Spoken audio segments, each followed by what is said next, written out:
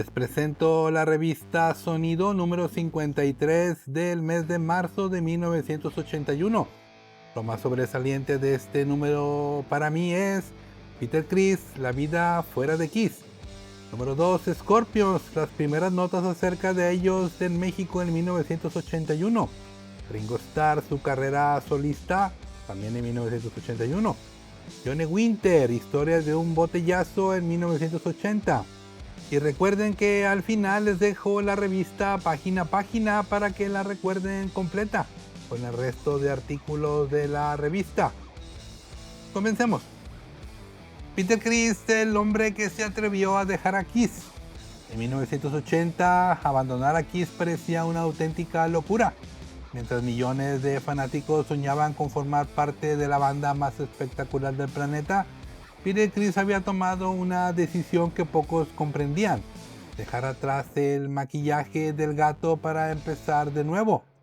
Esta edición de la revista Sonido nos muestra a un Peter muy diferente al que el público veía sobre los escenarios. Explica que, después de 8 años con Kiss, necesitaba recuperar su identidad como músico. Sentía que sus composiciones y su estilo ya no encajaban del todo con el rumbo que seguía la banda, y reconocía que muchas decisiones terminaban girando alrededor de Gene Simmons. Mientras Eric Carr ocupaba su lugar como nuevo baterista, Peter trabajaba en su segundo álbum como solista y preparaba una gira con un concepto completamente distinto. Decía que ya había tenido suficiente de las explosiones, el fuego y las bombas de humo. Ahora quería que la música fuera la verdadera protagonista. Aunque confesaba extrañar a sus antiguos compañeros, aseguraba sentirse feliz con la decisión que había tomado. También hablaba de una etapa más tranquila en su vida personal y de sus planes para construir un futuro lejos del personaje que lo hizo famoso. Ya con la perspectiva del tiempo, sabemos que su carrera como solista nunca alcanzó el éxito que tuvo con Kiss. Sin embargo, Peter Criss quedó para siempre como uno de los miembros fundadores de la formación clásica que convirtió a Kiss en una leyenda del rock. Y quizá esa sea la mayor enseñanza de esta entrevista. A veces, incluso después de alcanzar la fama mundial, un artista necesita descubrir quién es realmente fuera del personaje que lo hizo famoso. Primeras notas sobre Scorpions en México en 1981. ¿Quién hubiera imaginado que una banda que estuvo a punto de desintegrarse varias veces terminaría conquistando el mundo del rock? En 1981, una revista mexicana presentaba a Scorpions cuando todavía muchos aficionados en nuestro país apenas comenzaban a escuchar su nombre. Lejos de ser la leyenda que conocemos hoy, el grupo alemán atravesó años de incertidumbre antes de alcanzar el reconocimiento internacional. La historia comenzó en Hannover, Alemania, bajo el liderazgo de Rudolf Schenker, quien desde muy joven soñaba con formar una gran banda de rock. Los primeros años no fueron fáciles. La salida de su hermano Michael Schenker para unirse a UFO, los constantes cambios de bateristas y guitarristas, incluso la pérdida de algunos integrantes por motivos personales, hicieron pensar que el proyecto difícilmente sobreviviría. Pero Rudolf nunca abandonó su objetivo. Después de numerosas audiciones, encontró en Matthias Japp al guitarrista que ayudaría a consolidar el sonido definitivo de Scorpions. Junto a Klaus Meine, Francis Buchholz y Hermann Radewold, la banda comenzó a mostrar la fuerza que poco después la convertiría en una de las máximas representantes del hard rock alemán. Resulta curioso que, mientras el público europeo y norteamericano comenzaba a descubrirlos, algunos críticos, especialmente desde la revista Rolling Stone, seguían cuestionando su propuesta musical. Sin embargo, el tiempo terminó dando la razón a los seguidores de la banda. Ya al pasar de los años, sabemos que Scorpions superó todas aquellas dificultades. Álbumes como Blackout, Love at the First Sting y canciones como Rock You Like an Hurricane, Still Loving You, Wind of Change, los convirtió en una de las bandas más exitosas de la historia del rock. Y eso hace que este artículo de la revista Sonido tenga un valor especial. Nos permite regresar al momento en que México comenzaba a descubrir a una banda que aún no imaginaba todo lo que estaba por conseguir. Ringo Starr, el Beatle que encontró su propio camino. Cuando The Beatles se separaron, la atención del mundo se centró en John Lennon y Paul McCartney. Muchos pensaban que Ringo Starr tendría mayores dificultades para continuar su carrera como solista. Sin embargo, la realidad fue muy distinta. Esta revista de 1981 nos muestra a un Ringo que decidió no vivir del pasado. Mientras millones de fanáticos seguían esperando una reunión de los Beatles, él exploraba nuevos caminos tanto en la música como en el cine. Después de la separación del grupo, grabó álbumes como Sentimental Journey y Bake Off of Blues, un trabajo influenciado por la música country y que tuvo una buena aceptación en Estados Unidos. Poco después llegaron dos de los mayores éxitos de su carrera como solista, It Don't Come Easy y Back of Boogaloo, canciones que alcanzaron los primeros lugares de popularidad en ambos lados del Atlántico. Pero quizá lo más interesante era su actitud frente al pasado. Ringo nunca ocultó que estaba dispuesto a reunirse nuevamente con los Beatles, si algún día se presentaba la oportunidad. Además, mantuvo una estrecha amistad con John Lennon y George Harrison, colaborando en algunos de sus discos y participando en el histórico concierto para Bangladesh, organizado por George Harrison. Con la perspectiva del tiempo, sabemos que aquella esperada reunión nunca pudo concretarse tras el triste asesinato de John Lennon en diciembre de 1980.